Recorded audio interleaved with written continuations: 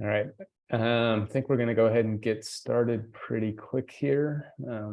Ask the various Archaeology Southwest panelist folks to start sharing their video, and we'll go ahead and get started.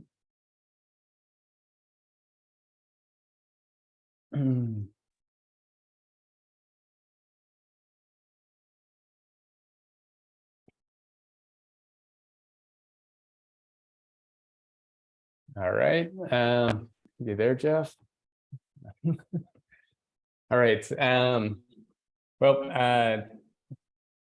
just want to say a quick welcome. My name's Josh Watts. And basically what we're going to be doing here is trying to provide some info about the cyberSW project, the nonprofit that we work for, and answer any questions that you've got.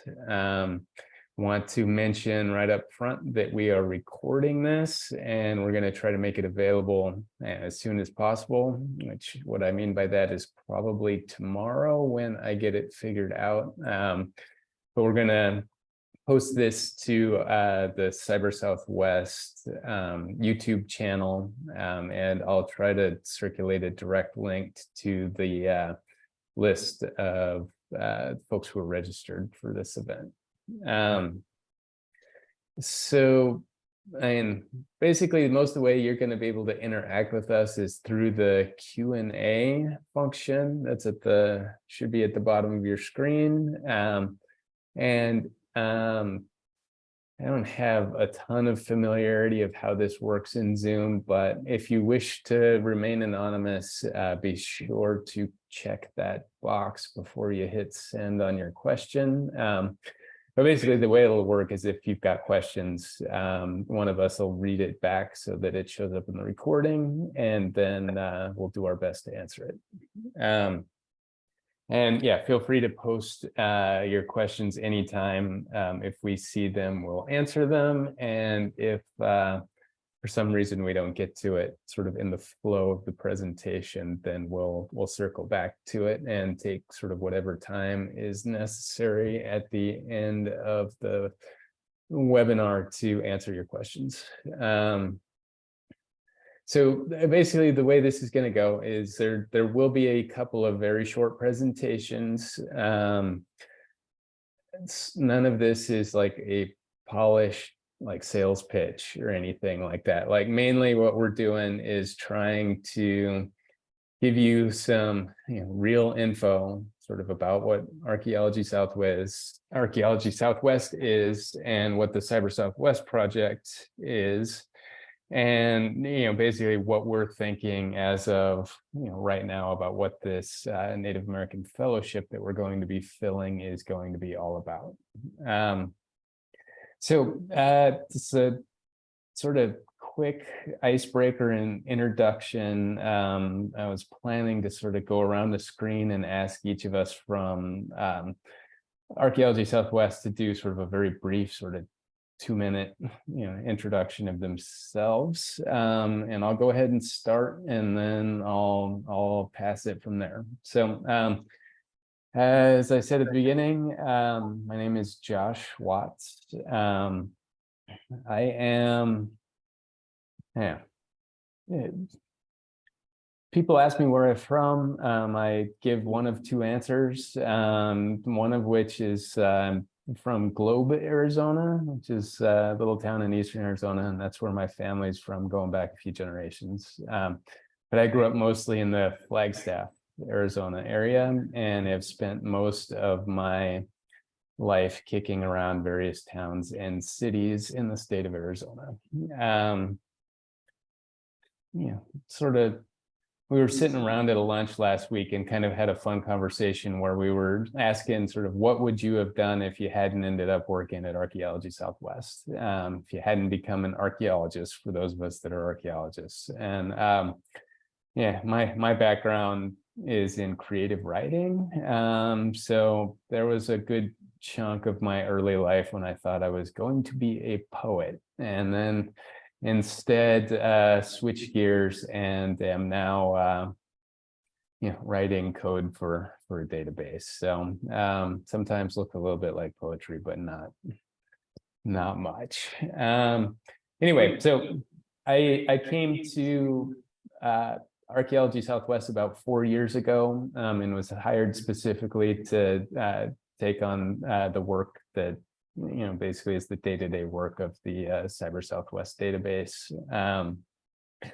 And I mean, day to day, I once described my job to my dad, and then he was like, "You sound like basically you're the assistant manager at Burger King. Like, you're still flipping burgers, but you got to open and close the restaurant and set the schedules and that kind of thing." So basically the Cyber Southwest manager is that. I'm handling data, I'm working in the database, but also at the same time sort of dealing with the logistics of how we get this done, and do a lot of working with our different partners on this. So this point, I'm going to go counterclockwise on the screen and ask Ashley to do a sort of brief introduction of herself.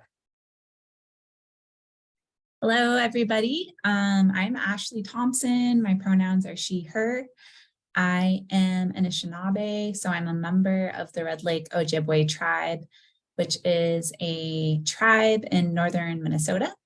And so I'm Anishinaabe on my mom's side of the family. On my dad's side of the family, I have English and Irish ancestry. And both sides of my family are originally from Minnesota. So I kind of consider that area around the Great Lakes region my homeland, both indigenously, but also on the white side of my family as well. But I also have roots in Salt Lake City. I spent a lot of my childhood growing up there, and then moved back to Minnesota for college. And then after my gap year, I moved to Tucson, Arizona, where I studied anthropology and American Indian Studies at the University of Arizona. And so I've been working here at Archaeology Southwest for about over a year now. And my title is Director of Tribal Collaboration in Research and Education. I'll get a little bit more into that arena a little bit later. But if I weren't doing what I'm doing now, I think I would be like a outdoor sports photographer. I like to be outside myself, and I like to take photos, and I have taken some like trail running shots for different companies. So that would be my alternative career.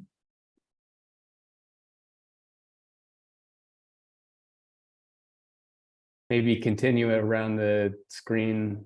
At least my screen has got Sarah next. Sure thing. I'm Sarah Ois. I was born in Ann Arbor. So I grew up also in sort of southern Michigan, Great Lakes area. But I've been in southern Arizona for about the last 10 years. Moved out here for school as well. Most recently at Arizona State University. So moved to Tucson from Phoenix about a year ago to start working at Archaeology Southwest. My archaeology training is in paleoethnobotany, always very interested in the plants, and my job at Archaeology Southwest is the Cyber Southwest data specialist. So helping with data work and also helping sort of expand what we do to include specifically plants, but also animals and new things, which we'll get into later in the presentation. If I hadn't gotten into archaeology, I've always loved drawing and painting, and I would have loved to be an illustrator. And I've done a little bit of work doing botanical illustration, but that would have been a fun alternative career. All right, thanks. And how about you, Jeff? Hi, everybody. I'm Jeff Clark, and let's see, I was born on Cape Cod, Massachusetts, spent 6 months there and never have been back. My father was in the Air Force, so I was a military brat and lived in many places for up through high school. And I've been at Archaeology Southwest for about 25 years now. And I came over here Our CEO is named Bill Doley, and he used to run a contract archaeology firm called Desert Archaeology, and I worked there previously. He kind of brought me over from the contract firm to Archaeology Southwest when we started becoming a real institution. Before that, I was a Southwest Asian archaeologist working in Iraq and Syria, and things went badly there politically, so I moved over to the Southwest of this continent. I'm currently the principal investigator of the NSF grant right now for Cyber Southwest, and the research coordinator here at Archaeology Southwest. And if I hadn't been an archaeologist, I'm definitely not the artistic type at all. So I was actually, my degree was in chemistry, and I actually started out in chemistry working for a chemical company, and I didn't like it very well, so I ended up moving over into archaeology. All right, thanks. Yeah, try to give you some sense of the characters that you'd be working with if you take a job with us. So anyway, okay, so I kind of wanted to quickly explain like some of the basics about what Archaeology Southwest is, and sort of how the Cyber Southwest project sort of fits into that context. So Archaeology Southwest is a nonprofit.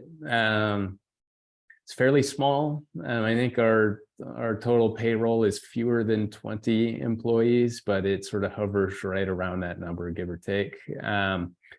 It's got about a 30-year history, maybe a little over 30 years at this point. But it stayed pretty small for probably the first 20 of those years. And then really in the last decade or so, we've been growing in a lot of different directions. So we're based in Tucson, but we've got sort of interests all over the US Southwest. It's worth keeping in the back of your mind that it's kind of a super relaxed office. There's no dress code. Try to stay comfortable in the summer in Tucson, that kind of thing. And our office is situated in a fairly strange old building on the edge of downtown that, and for, you know, strange in all kinds of different ways, but basically one of the weird trivia bits is that there are 3 different filled-in swimming pools on the property. So, so if you ever end up doing a tour here, yeah, have somebody show you around and try to find all those swimming pools. But anyway, so Archaeology Southwest has got a focus on this kind of philosophy that they've called preservation archaeology. It's kind of an ethic or a philosophy. And basically at its core, it's different from a lot of the archaeology that has happened on this continent over the last century and a half. But it's very collaborative. We're really focused on non-destructive work when we do work that is archaeology. And fundamentally, like it sounds, it's about preservation. And so it's site preservation, it's data preservation, it's landscape preservation, and sort of contributing on sort of a range of topics where sort of that kind of approach is relevant. So here at the office, we've got teams that do focus on research, but also we've got teams that focus on advocacy, site protection, public outreach, and then we got a small group of folks who keep the lights on and sort of make sure payroll happens and things like that. So Cyber Southwest sort of fits into this broader Archaeology Southwest mission, mainly as a tool for facilitating research. But like truly it overlaps a lot with some of these other areas that I mentioned, particularly outreach. We do have a public facing website that we operate. sort of the main team that we work with is myself, Sarah. Me and Sarah do a lot of the database work. We've got another developer, his name's Andre Takagi, who is responsible for a lot of the implementation of the web application. So basically, if you've been on the website, you've seen his work. And then we got Jeff, who basically sort of make sure we have what we need to keep sort of building and developing this. And so he does a lot of the collaboration with like our academic partners and that kind of thing. Then we've got folks like Ashley, who are, basically it's important kind of support, and she'll talk more about this, but particularly when it comes to interfacing with the tribal working group that we've assembled to basically help steer our work on this project. Another group is like we've got several student workers scattered at universities sort of across the Southwest that are contributing data and sort of working with professors on things related to cyberSW. Yeah, so some of our partners on the academic side, we've got the University of Arizona, and we've got Arizona State University and the University of Colorado at Boulder. Basically, faculty at each of those universities has contributed to our database, or they've otherwise been involved in helping secure grants to help with the development of the project. And then also we've got collaborators and partners in the cultural resource management world with a sort of particularly strong relationship with the Desert Archaeology Incorporated, which is based in Tucson, and they've been helpful in many ways, but not the least of which is like they share data with us, and it's helping us really build out cyberSW. So Jeff will talk about this a little bit more in a moment, but historically, cyberSW has largely been funded by grants from the National Science Foundation. We're considering sort of branching out and chasing money from some different operations, but basically how this has moved forward since like 2003 or something like that has mainly been a long series of National Science Foundation grants. It's managed, by those of us who work here at Archaeology Southwest, but the actual computers, the servers, live over at the University of Arizona.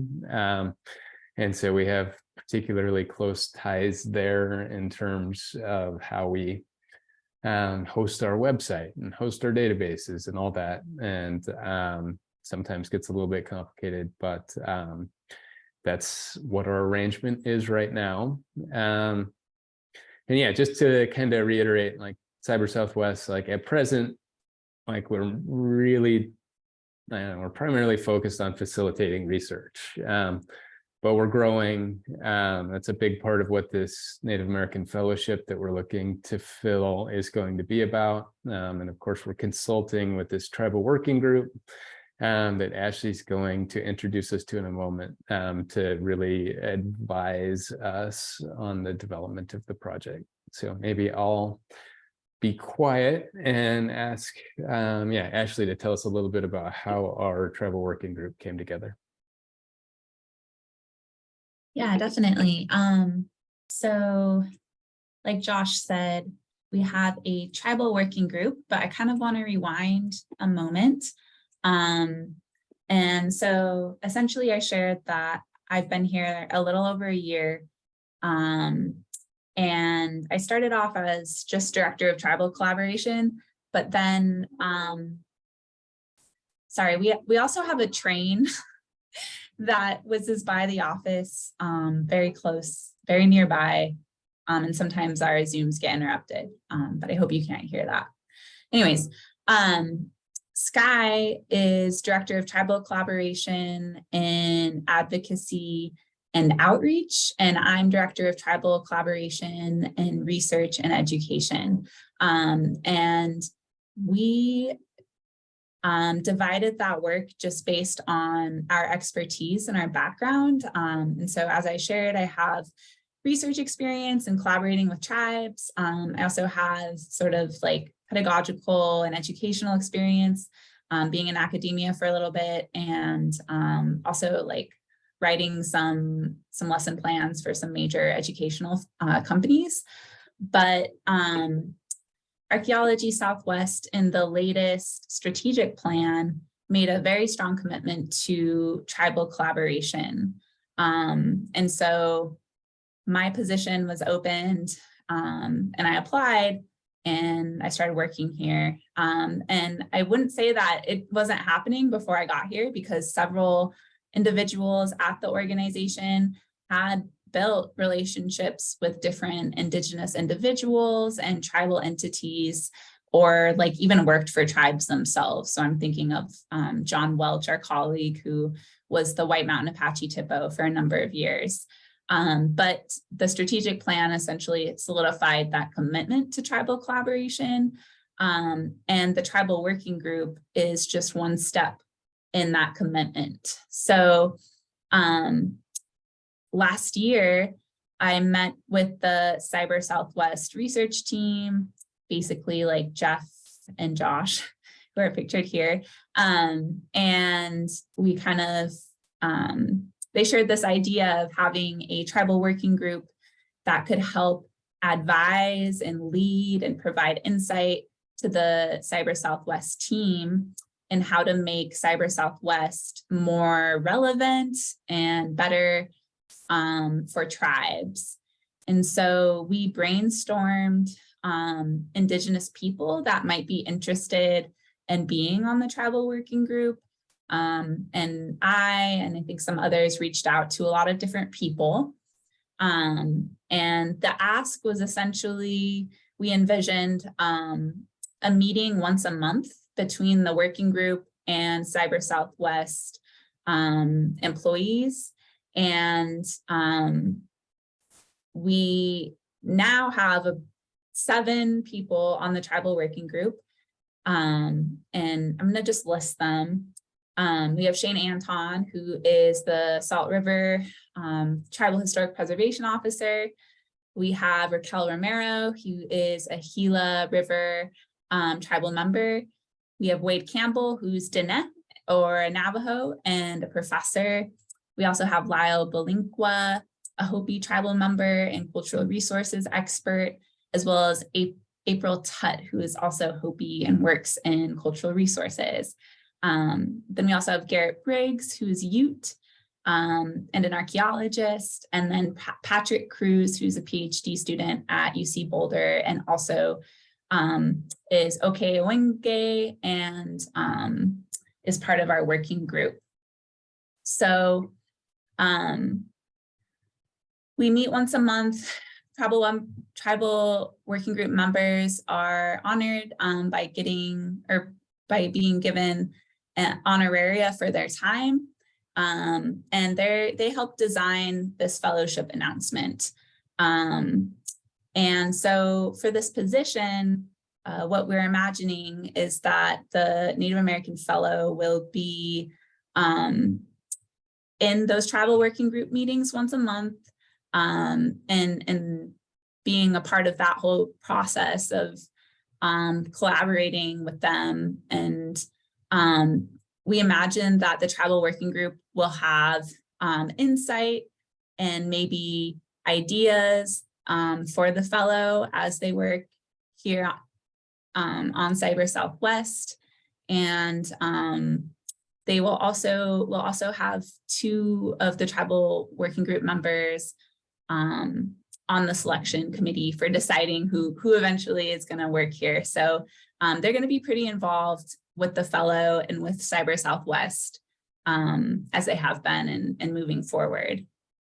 And then lastly, I want to just say if anyone has questions about the tribal working group or Cyber Southwest, or more general questions about working at Archaeology Southwest, I'm happy to meet with you or email you. So feel free to reach out to me.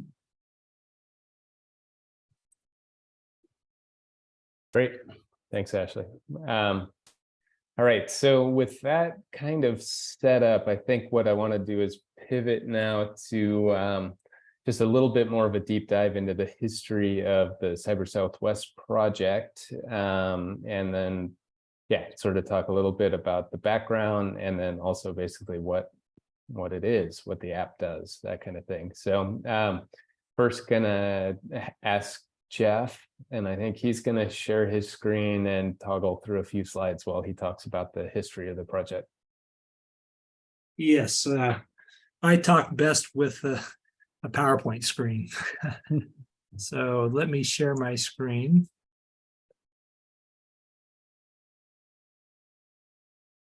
And I hope everybody can see that. And let me move my Zoom bar away. Just to give you an basic understanding of what Cyber Southwest is, I wanted to kind of go through briefly the evolution of the database. It has about a 20+ year history. It started out as something called the Coalescent Community Database. This database was put together around the turn of the millennium. And the idea was to basically reconstruct population trends in the Southwest and Northwest Mexico from 1200 to about 1500. Basically the time when indigenous groups were living in above ground architecture, so you can count rooms. And the population trends were based on architectural room counts. That's how we did it and divided it into time slices. Basically tried to get very basic information on all of the major sites in the Southwest that were occupied during that interval. And it was just very basic information: site location, room count, and occupation span. And and there were about 5,000 sites in the database at that point. And with that, we reconstructed heat maps of population through time, and I'll just show two of them here briefly. Here's the Southwest at 1250 AD. This is Phoenix. This is Northern Rio Grande, Zuni, the Hopi area, Mesa Verde, and 1300 AD. This is actually an interesting period because you see the depopulation of the portions of the northern Southwest, and you see population increases, especially in the northern Rio Grande and on the margins of the Phoenix Basin. So that's all the database was at that point. And it was a collaboration with the late Dave Wilcox, Archaeology Southwest, and there were some other partners as well, but no academic partners. In 2008, Barbara Mills from University of Arizona and myself wrote an NSF grant to start adding artifact data to the Coalescent Communities database. Specifically, we wanted ceramic data from as many sites as we could in the database, and also geochemically sourced obsidian. Steve Shackley from the University of Berkeley, now retired, does this chemical sourcing, and that was something we wanted to add to the database as well. We got 2 NSF grants, one in 2008 and one in, I think, 2013, to add this data to the sites that we had in the Coalescent Communities database. Basically, the first project was all the Coalescent Community database sites west of the Continental Divide and in the state of Arizona. And then a subsequent grant, we wanted to do the Chaco region as well, shown here, the Chaco world. The goal of the project was to reconstruct social networks through time for both of these projects.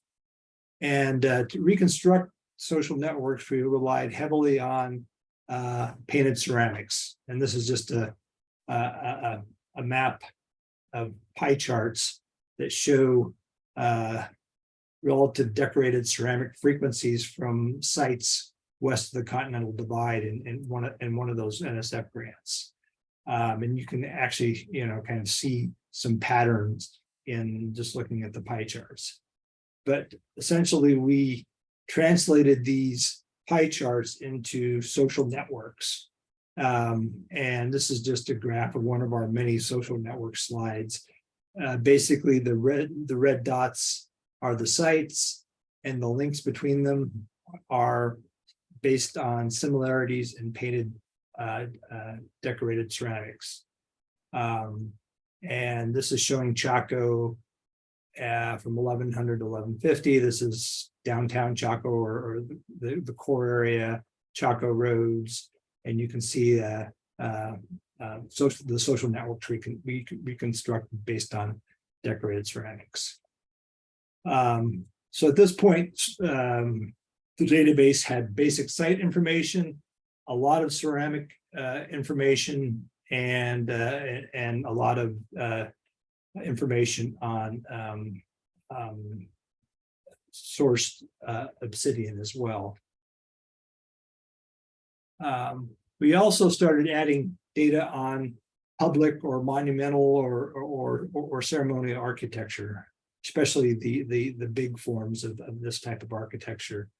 And in this map, we're showing the distribution of Hohokam ball courts, which are yellow, platform mounds, which are green, rectangular kivas, which are blue, Chaco great houses are these white triangles, and then circular great kivas are these are the red dots.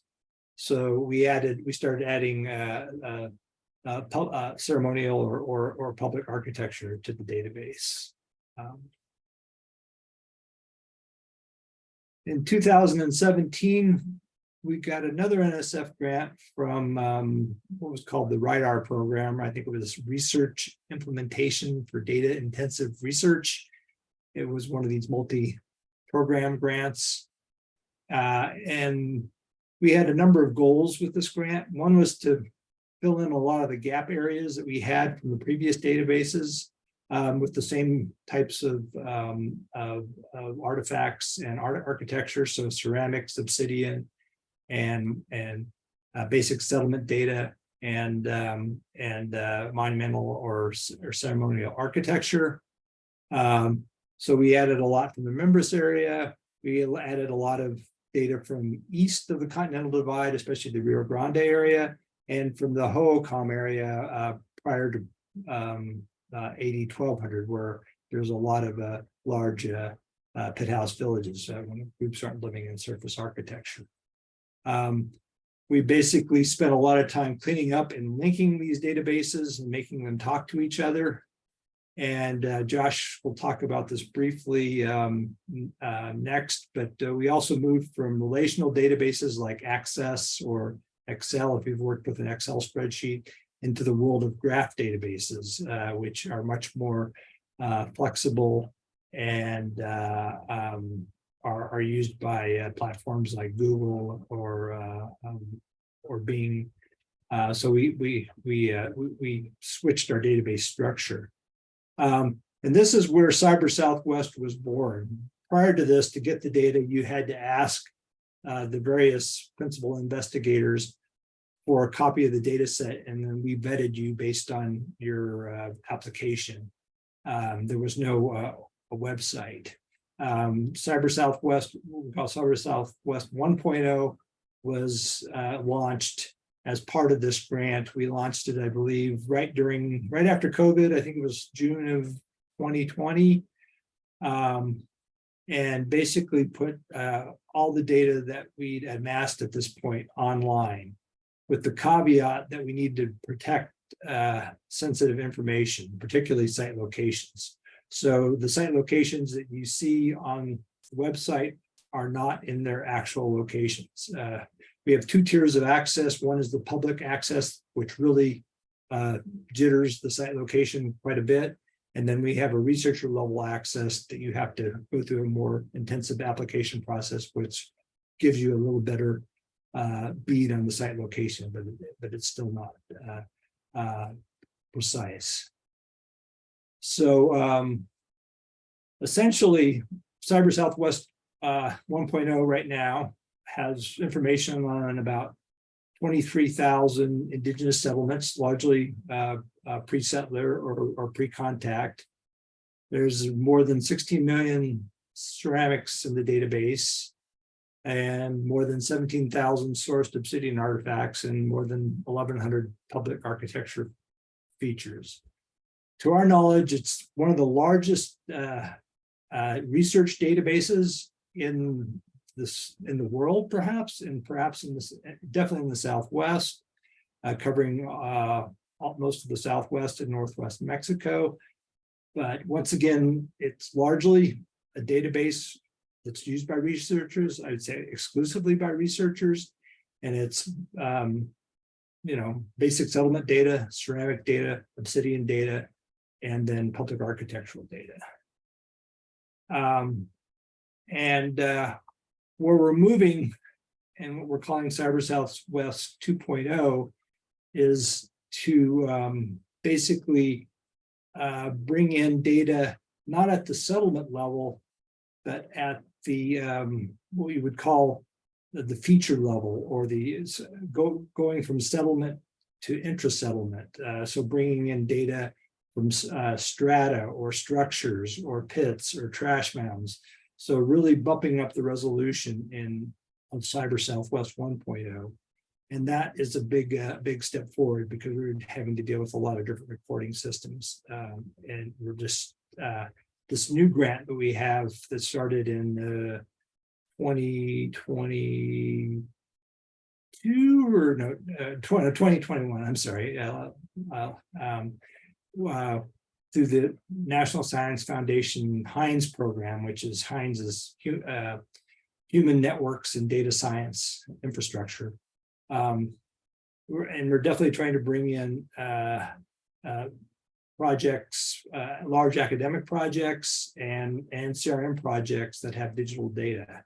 And with this, we're also trying to expand the database. Josh says the database right now, with as the way it is many miles wide, but an inch deep.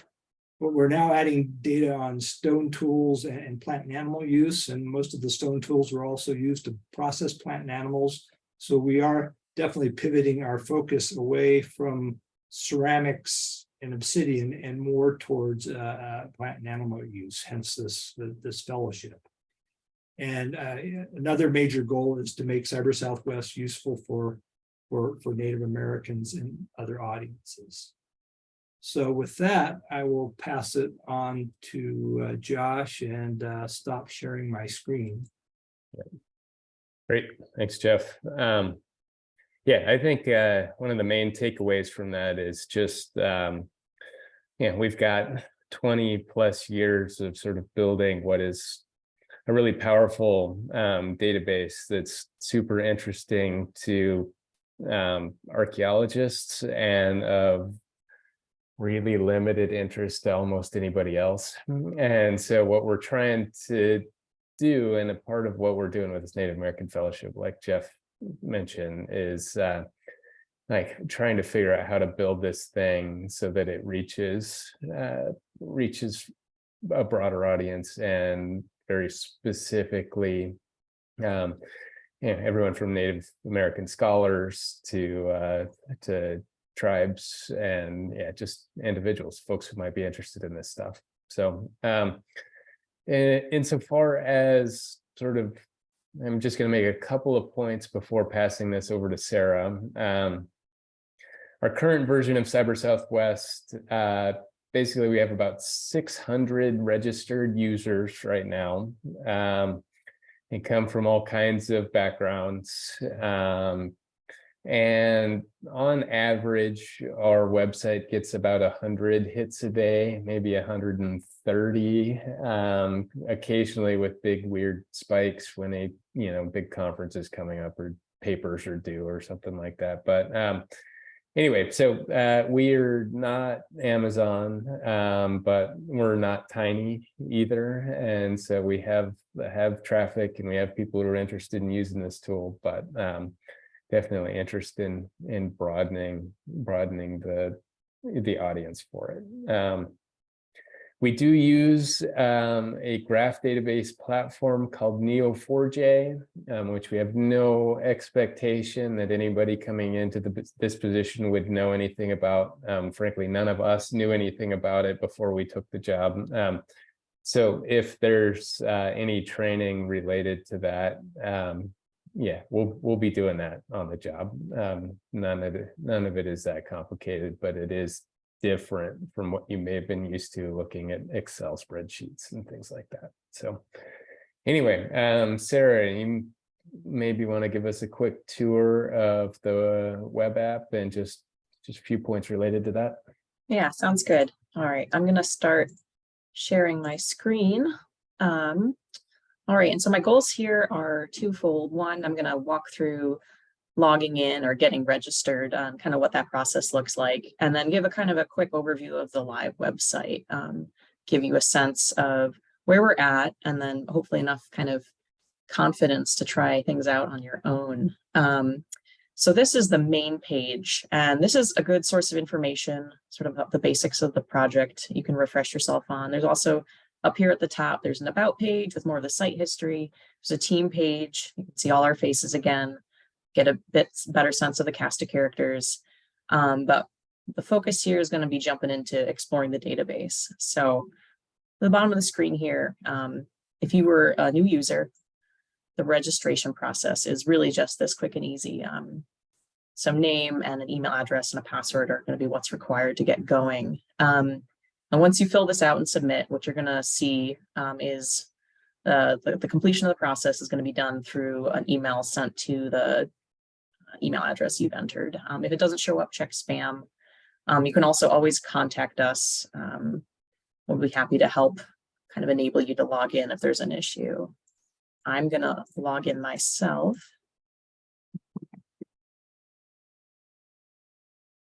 All right. So the basic rundown of this website is we have sort of the database explore page. Direct your attention up at the top, explore.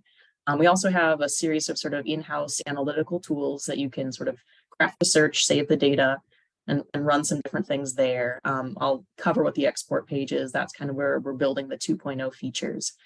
And so I'm going to just kind of show you what you can be capable of doing on the explore page. So mostly people are going to be interacting with this from interest in the settlements or maybe from the artifact side. So just to kind of give a sense of the map and how you would go about doing this, let's take a look at this. You can sort of set an area and explore what settlements were here.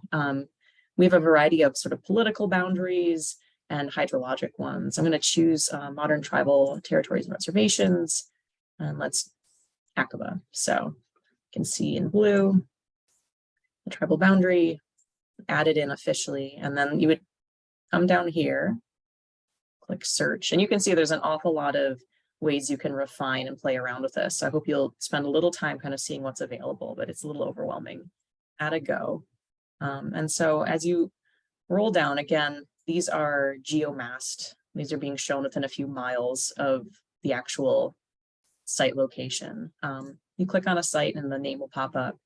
And then sort of the main interface with settlement records are these, it's going to be a tab that you open up, which is going to be the site record page, which has a range of general information. And here's where you'll find the artifact and architectural information like Jeff described, for example, ceramics. And all of this data is downloadable in an Excel. You can also save this data. Let's move back to this page.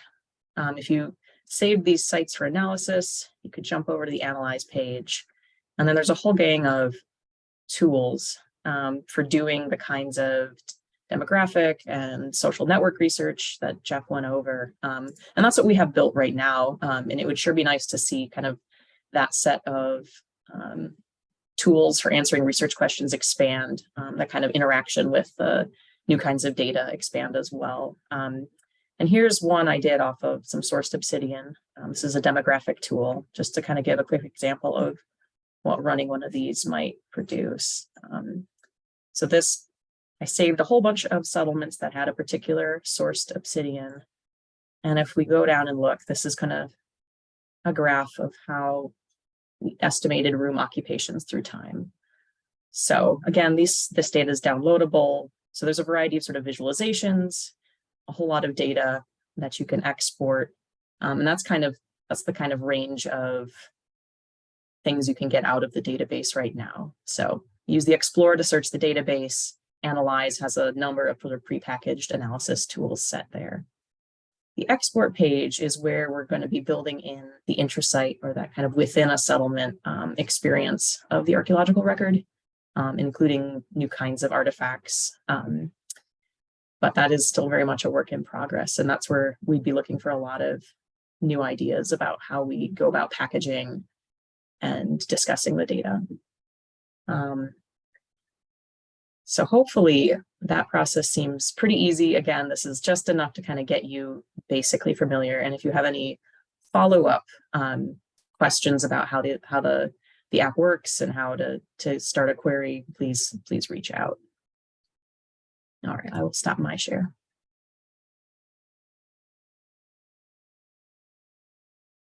All right, thanks, Sarah.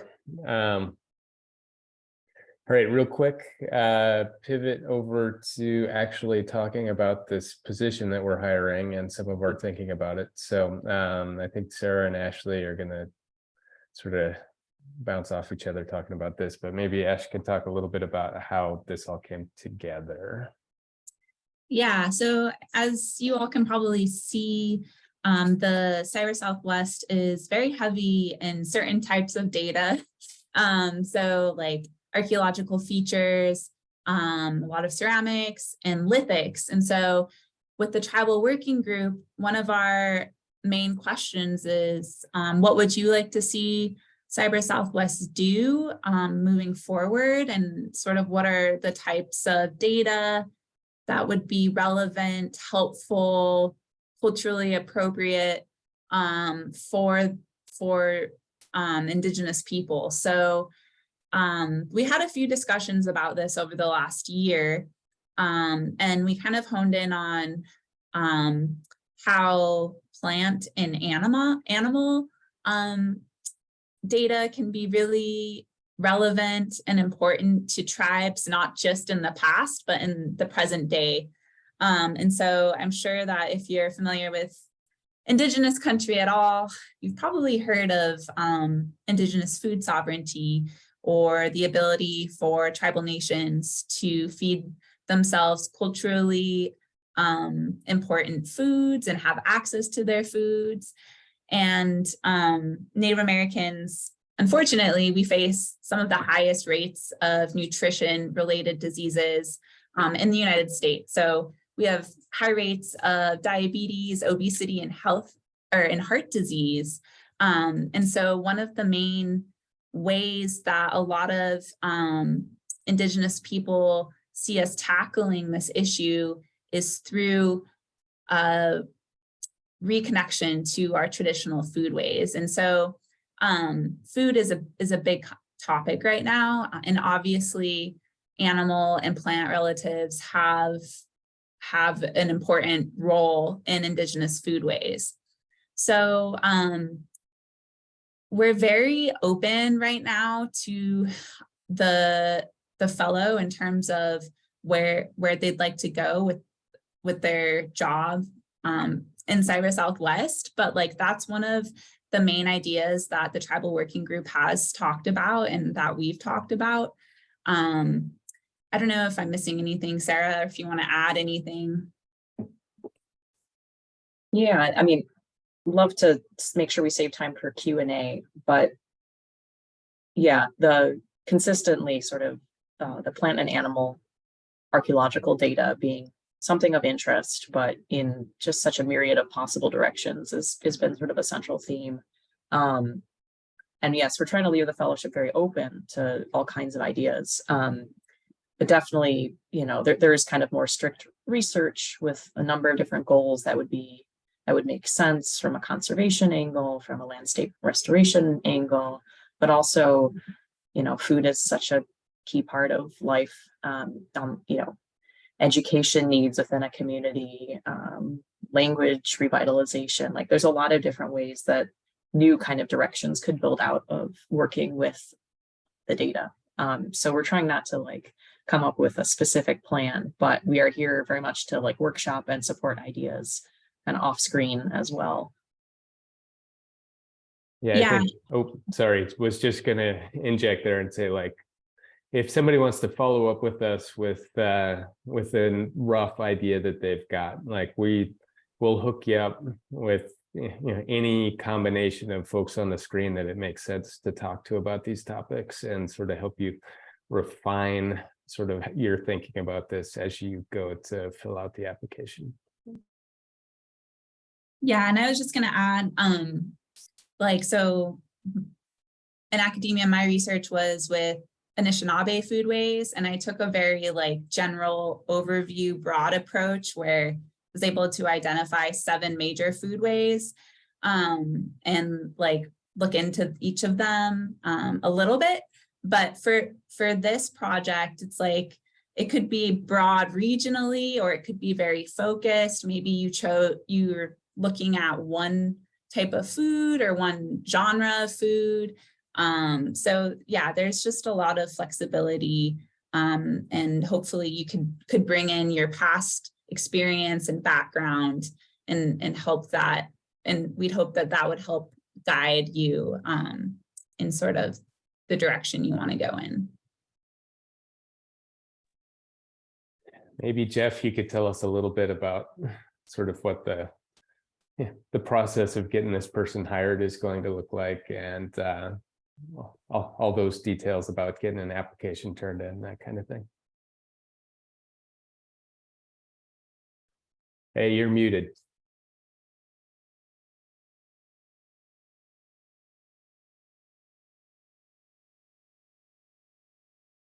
Yeah, if you go to the website, our Archaeology website, you'll find the job announcement and the details.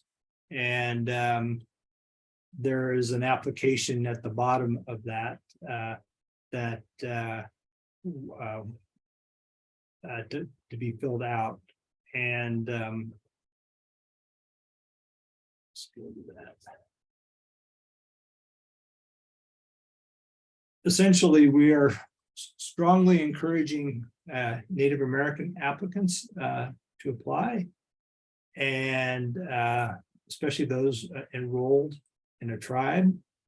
It's right now a 2-year position, but people here at Archaeology Southwest, we tend to, even if it's guaranteed 2 years, people generally stay on longer, and we can find funding for them. So, but as it's written, it's a 2-year position.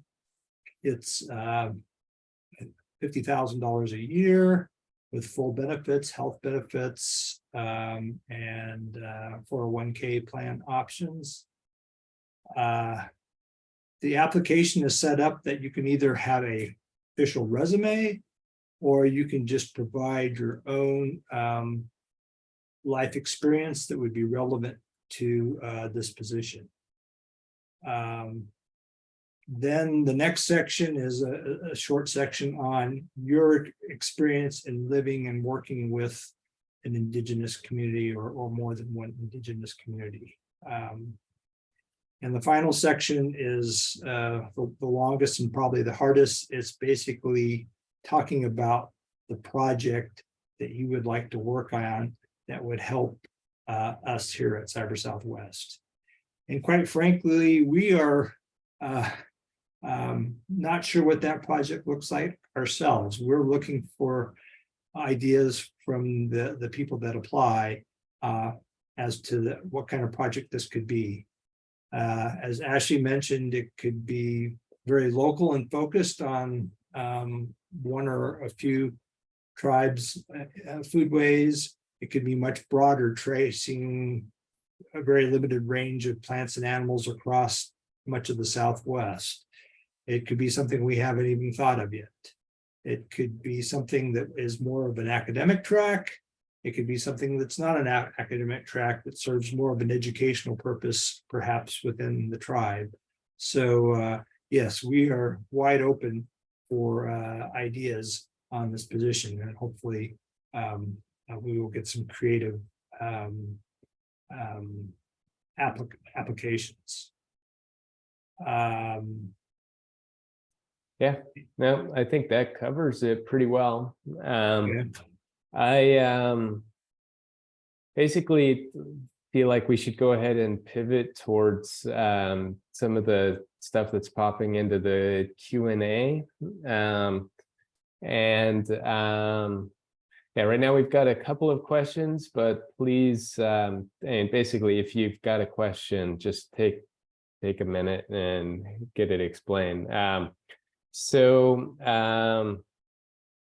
First one, I don't know, I'll read this one, and then maybe we can distill the next one down a little bit. But basically, the question is there flexibility looking at plants and animals in agriculture, ethnomedicine, materials, history?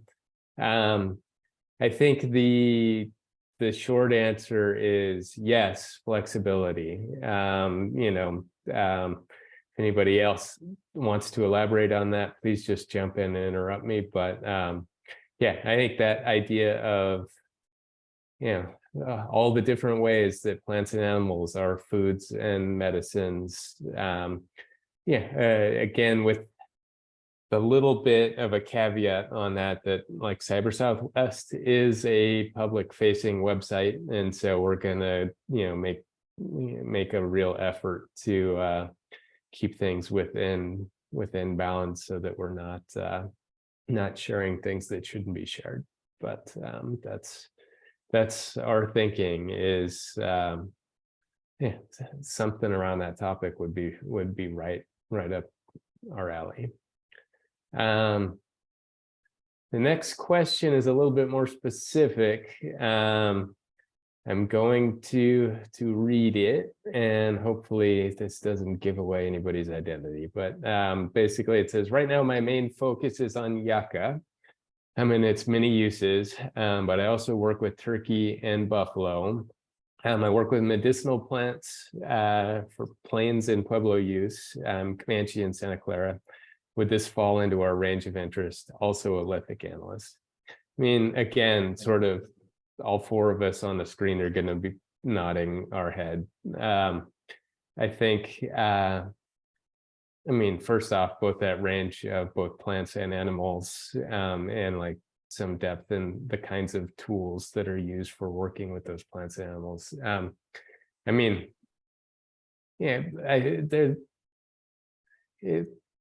Somebody brings this sort of archaeology background to this, like, great. That is one way we could go with this, but that is certainly not sort of going to be a limiting factor in sort of as we go down the list of applicants and try to figure out who seems like a good match for this position. So all of those things sound pretty interesting to me. It's just who knows where we go is the big question. So gonna go ahead and wait another 20 or 30 seconds and see if folks have other questions that they want to toss in the Q&A real quick.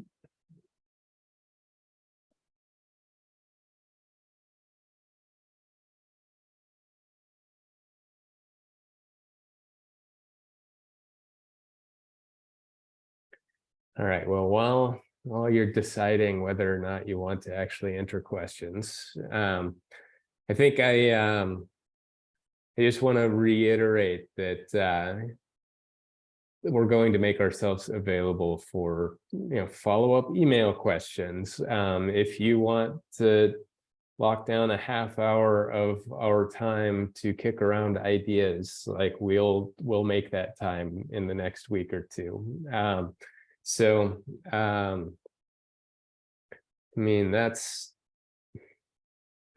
really my main point. It's just if you've got an idea, please talk to us. As I said at the beginning, we're going to go ahead and try to get this video posted to YouTube very quickly. So if there's somebody who should have this info that couldn't make it today, pass the link around. When we should be sending it out via the email list of folks that are registered today.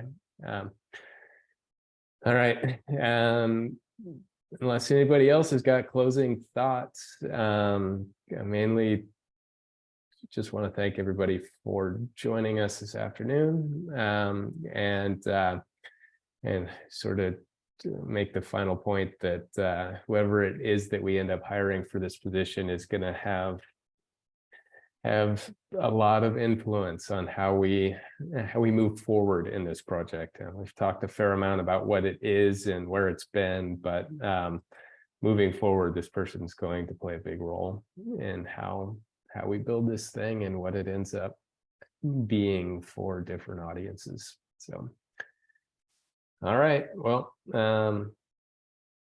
nobody else is going to speak up. I'll say one last thanks, and then I'm going to go ahead and shut down the meeting. So thanks, everybody. Thank you.